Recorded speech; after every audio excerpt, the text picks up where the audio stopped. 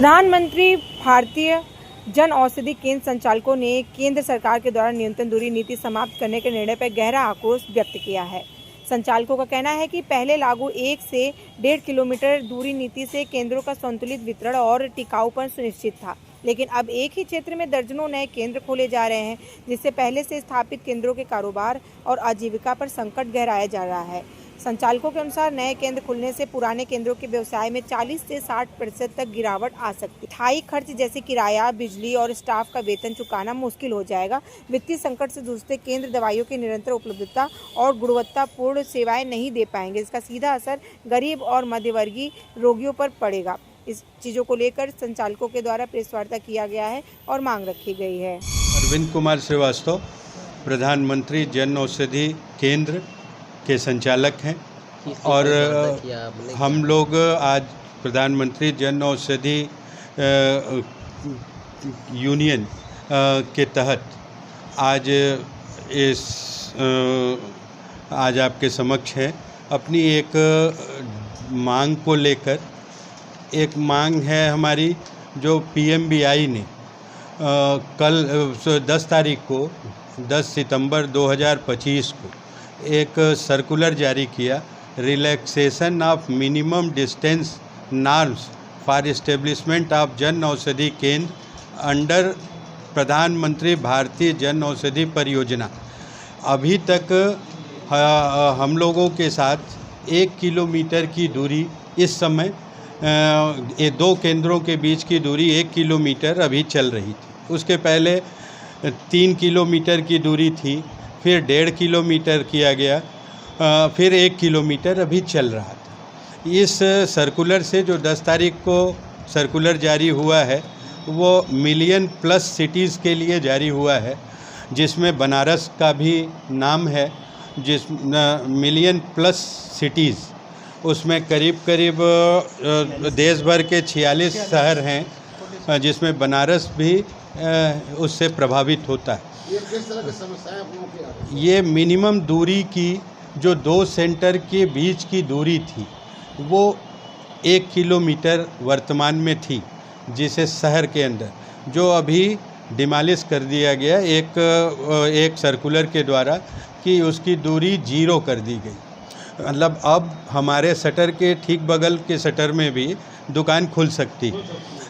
और हम लोग जब से ये योजना शुरू हुई है, हम सारे लोग तभी से इस योजना को सुचारू रूप से माननीय प्रधानमंत्री जी के उस मुहिम में सस्ती दवा, अच्छी दवा और ये रोज़गार भी, उस मुहिम के साथ हम जुड़े थे। लेकिन इससे हमारा रोज़गार प्रभावित होगा और हमारे दुकान के जो बेसिक खर्चे हैं वो भी इससे मीट आउट नहीं हो पाएंगे।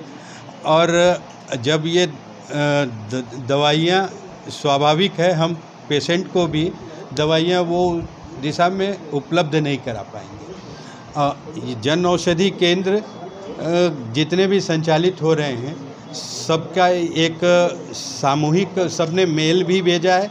शुक्रवार, शनिवार, रविवार से हम मेल से सारे अधिकारियों, सारे विभाग और सारे लोगों को ये सूचना दे रहे हैं लगातार सोशल मीडिया के सभी माध्यमों के द्वारा। और अगर हमारे उड़ीसा में, चेन्नई में, मतलब मध्य प्रदेश में ये शनिवार और रविवार में सारे देश में, आज हम सोमवार को यहाँ आपके समक्ष उपस्थित हैं। क्या मांग आप कर रहे हैं? हमारी मांग सिर्फ एक है कि हमारी सरकार से न्यूनतम दूरी नीति को ख़त्म करने की एक मांग है, और सिर्फ एक मांग है। और उससे हमारा रोज़गार प्रभावित, हमारी आय प्रभावित होगी, हमारे आय जो है वो ख़त्म हो जाएगी। उसको संज्ञान में लेने की सरकार या अधिकारी संज्ञान में लें। हम लोगों ने पीएमओ में भी एक आग्रह पत्र शनिवार को दिया है। ये कार्यक्रम चले। आगे अगर ये आपकी समस्याओं का समाधान नहीं किया जा रहा है, उसके लिए क्या करेंगे? आपका सिस्टम? हाँ, हम लोगों ने अगर आज मंगलवार को कल कल काली पट्टी बांध के बनारस के सभी जन औषधि केंद्रों के संचालकगण और उनके स्टाफ जो भी दुकान में होगा वो काली पट्टी बांध के मंगलवार को वो बैठेगा, अपना दवा का काम करेगा। को आधा शटर हम डाउन करेंगे विरोध स्वरूप, आधा शटर गिरा के हम मरीजों की को दवाई आपूर्ति सुनिश्चित करेंगे। अगर इसके बाद भी हम समझते हैं सरकार के संज्ञान में ये बात आएगी तो निश्चित ही इस कदम को वो पीछे लेगी, हमारी ये आशा है। और अगर ये इस पे भी बात नहीं बनती है तो हम अपने शटर को गुरुवार को एक दिन के लिए बंद करेंगे, गुरुवार को पूरे बनारस में। और गुरुवार को हम एक बैठक के उपरांत एसोसिएशन अपनी एक बैठक करेगी शाम को, उसके बाद ये विचार किया जाएगा कि लोक शर्मा, केंद्र संचालक, अशोकनगर, वाराणसी। ये किस तरह की समस्या जन औषधि में आ रही है? जन औषधि में जो समस्या आ रही है सर, वो ये आ रही है कि जो 1 किलोमीटर का डिस्टेंस था पहले, उसको एबॉलिश कर दिया गया है।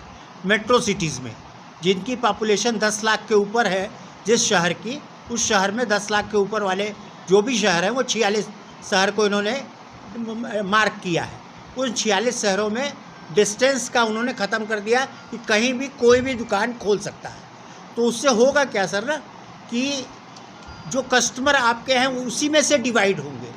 तो जो एग्जिस्टिंग आदमी दुकान खोल के पहले से बैठा है, उस आदमी की जो रेवेन्यू है, उसका रेवेन्यू का लॉस होगा, उसी में से कस्टमर बटेंगे। तो हम लोग ये चाहते हैं कि जो पॉलिसी चल रही थी उसी पॉलिसी को बरकरार रखा जाए। हम लोग विरोध नहीं कर रहे हैं, हम लोग निवेदन कर रहे हैं। हम लोग सरकार से लड़ाई नहीं लड़ सकते, हम लोग विरोध भी नहीं कर सकते, हम लोग खाली निवेदन कर रहे हैं कि इस पॉलिसी को वापस लिया जाए।